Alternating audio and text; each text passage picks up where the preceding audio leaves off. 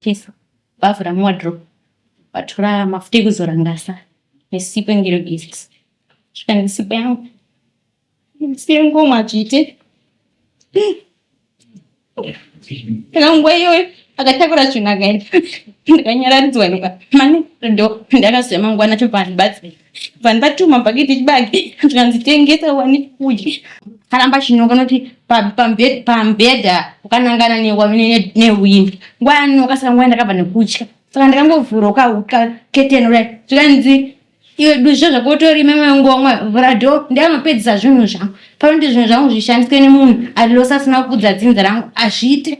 Saka foni iyi yange sina namba dzokuti ndinotaura nokomunicate nevanhu. Zvino handina vabereki gogo vandaigara navo vakashayana sekuru. Saka nguva ndakabva ndati ndingatokwanisa kuti ndiwane protector ndisekuru wake ndokuzoti muzukuru auya.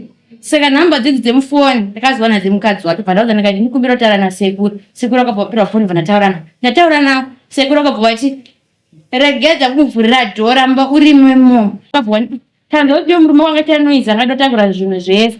Vanauza ndakati zvikanzi wadi kuenda kwachifi nyaya yako yonzisisiwe. Akabva ndati handina kana sendi. Looking to open an FNB bank account? VF Accountant makes the process seamless and professional. All you need is your certified ID or passport copy, a physical address, an email, and your phone number. As a passport holder, you can open 2 types of accounts, an FNB business account or a personal non-resident account. With a business account, receive your salary and customer payments, shop globally, use PayPal, and send money via e-wallet easily. Our package includes a registered company, business bank account, CIPC profile, and all necessary company documents. The non-resident account is perfect for managing international payments and airtime, whether you are in South Africa or abroad. Get started today for only a 1-500. Contact VF Accountant at +276 86822173 to open your account now. Ndani 4 years ndine murume wangu anoroora. Murume wangu anobva andiroora. Mari yanga ndinayo akaenda akaroora kuna mai. Aroora kwamai inini ndaigara nemwana wake wandaigara naye. Iso after 2. Mwana wewe wandaigara naye. Saka musuno akauya inini ndobva nditi andichada nezvako notini andina mwana. Akabva nditi andichada nezvako. Saka ndamutora mwana wangu. Akabva mutora mwana wewe ndobva ndaenda namai. Ndobva takura zvinhu zvese zvanga zviri. Akabva takura TV, radio, maspika nesoda. Akabva abuda ndobva aenda nazvo takura mwana wake. Ndobva andichada nezvako nokuti uri ngoma mukadzi wandakaroora ane munhu. Saka nguva ndakaramba ndakanyarara. Ndakati ko akutakura mwana atadza kungondito waita basa here wakanichengetera mwana wangu. Akutakura zvinhu zvese. Saka kumapasi akatorongedza manheru. Kumapasi 3 akabva adzoka vanhu kushanda kuda zvinhu zvangu zvandasiya. Saka ndakamuti chichi wasiya zvandasiya umbrella. Pana mutambiro zvandasida umbrella vhura dhoo. Saka ndati munhu ane noise ndakabva ndamuvhura ndobva apinda. Abva apinda ndobva atora chikafu chese changa chiri mumba zvanzi panoti ndisire ngoma azviite ulilosi. Saka nguva yakabva tora chikafu chese. Bavhura wardrobe. Batora mafuta ekuzora ngasa. Nesipo ngiro gifts. Shikanga sipo yangu. Ndiringomwa chite. Kana ngweyo akatakura chuna gaini. Ndikanyaradzwa nika. Mani ndo ndakasema ngwana chopani batsi. Vanhu vatuma pakiti chibagi. Tikanzitengesa wani kudya.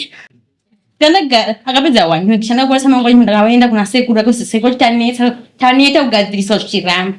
Saka sekuru angonditi chimbogara timboona but murume wangu akaoma moyo.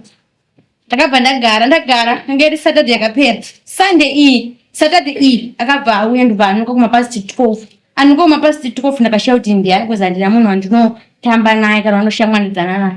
Saka nguva akabva yakubedroom. Asvika kubedroom karamba chinonga noti pambedha ukanangana newindi. Ngwani ukasaka nguva ndakabva nekutya. Saka ndikangovhuroka ukaketenura. Tikanzi iwe duzvo zvakotori Ndringomwa vrado ndianopedzisa zvinhu zvangu. Panoti zvinhu zvangu zvishandiswe nemunhu alilosasina kudza dzinza rangu azviite. Zvinhu zvese ndinotakura. Saka nguva ndakaramba ndakarara ndichika kuti ndisavhure dhoo. Saka akambopopota akaita sei akazvanzi. Saka ndafuna kumbotizikwa aiti aende. Saka network inokunetsa kweri kuita noti phone angambonditorera akati iwo una phone yangu unosara nayo. Saka ngwa phone yakazodzoka na gogo wake. Saka phone ye ndakastenga rimwe line rangu. Saka phone iyi yange sina namba dzokuti ndinotaura no communicate nevanhu. Zvona ndinavabereki gogo wandagara nawo vakashayana siku. Saka ngwa ndakabva ndakakwanisa kuti ndiwane protect and sekuru wake ndokuzoti muzukuru auye. Saka namba dzidzi dzemufoni ndakaziwana dzemukadzi wake pandauza ndikati ndikumbira kutaura nasekuru. Sekuru akabva phone ndataura nawo. Sekuru akabva ati regedza kumuvhurira dhoo ramba urimwemo. Saka nguva yakabva aiti aenda kupi ndikati angachifona tsvaga motikari. Saka azoti againe notsvaga motikari. And then ndobva ndatsvaga manogujira dhoo sezvo inini maini yangu iri kurira inini ndogujira dhoo and then ndosiya manofitira dhoo ndobva ndaenda. Sekuru akabva ndichiramba urimo kana yoramba urimemo kana azouya iri mavhege serero warinokunzwa kuti uchi pane munhu ari kugujira dhoo. Hana kuya mangwani makusisa sekuru akazonditi iwewe chaga zvofira noti uya renga kutokudhira nokuti wewe hauna munhu wanomira naye. Ndakabva ndaenda kupolisi. Ndasvika kupolisi kwakabva vanditi makaramba narini ndikati pane warning. Ndikati nyenyu inonetsa warning uzimunogona kugadzisana naudzokererana. Saka tingomufona tinzwa kuti ari kuti ndobva afona zvo ndikati inini handichagara ndaenda kuHarare. Ndikati officer munhu arimo muareas hakuna kwaanoenda aripo mutsvage muwani. Akabva vamuti getimbomira 8 o'clock kuti zachano here mangwana. Saka nguva iyoyo nevamwe vanhu vandaizivana navo vakabva tanzoti murume wanga tanoiza angadotakura zvinhu zvese.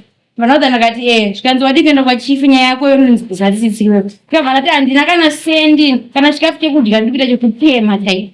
Saka nguva ndikabva ndapirwa namba dzacho kwaani.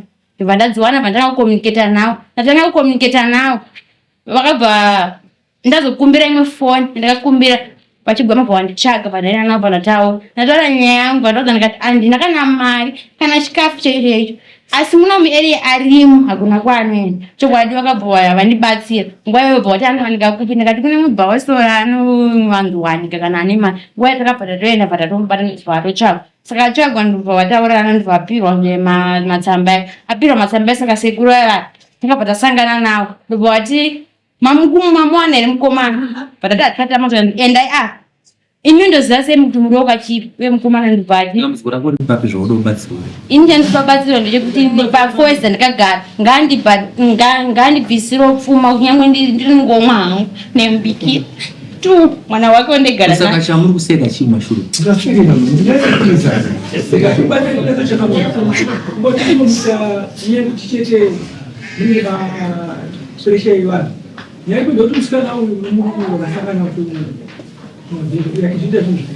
akamboroga kuzasione kuti anonza kubereka indobati ndakafambidza naye ndokunorwana kuti ngozi nini ndakamboroga ndibereki zvanzaiwa ndinoda kuchengeta vana vangu ndobva atoroga ukanai unasisi vake ndobva wawirirana kuti uya unogara nomurume achichengeta vanhu murumushu saka abva atogoramba nomurume wevatsu tobva adzokerana tobva arambwa tobva adzokera kana kakatatu saka pari zvino apamanje tichamudzimba kuti ndinobva ndichengeta vana murume uyu vatatowafunwani kumba kudana kurora kagara nomukadzi sichikuchitima tobva anobvisa mari 600 ndakaisirwa nomusikana tobva anobvisa ikoko tobva ati vanobvisiwo rumbomo semapuraisi pakabva kabva pinaumba svondo yeroi tobva atora matv chizvezvikanzi uringoma pane mwana vanona zvinji izvi saka pakana kudzoka kutora mubhedha nemadhokikichini saka security yamuri kumbawo ndei unyari ndotaenda kufinibhabvisa kwamama saka mukomana ndakazotamba nenozora akazonditsvaga mukomana ndobva akumbirerekuti naye wati ungazvinhu chendinodzosera zvinhu zvakatora kubva kukomangwanaarit ngatitaurei takadaisa time yacho yatipere but chakanaka ndoti woenda kunoona oic mukuru wemapurisa pamadziva modzora zvinhu zvemwana first manodzora zvinhu nyaya yejudgment yekuti akatambisirwa nguva akachengeta mwana wangu vanopi 1300 that's all ndonzwa kuti maita nokukurumbidza inaona memaitana next kumbira kubvunza kuti pandakagara naye pfumawo kubaba wangu haendeso here kunobviswa inonzi muimbira muri wemukodzero hapana handati zve zvakautamisira pa 1000 yangu zvisine kuti baba wako hapana right unopiwa 2000 nepfuma ndezvese nyashanyamudo. Next. Looking to open an FNB bank account? VF Accountant makes the process seamless and professional. All you need is your certified ID or passport copy, a physical address, an email, and your phone number. As a passport holder, you can open 2 types of accounts, an FNB business account or a personal non-resident account. With a business account, receive your salary and customer payments, shop globally, use PayPal, and send money via e-wallet easily. Our package includes a registered company, business bank account, CIPC profile, and all necessary company documents. The non-resident account is perfect for managing international payments and airtime, whether you are in South Africa or abroad. Get started today for only +1-500. Contact VF Accountant at +276 868 22173 to open your account now.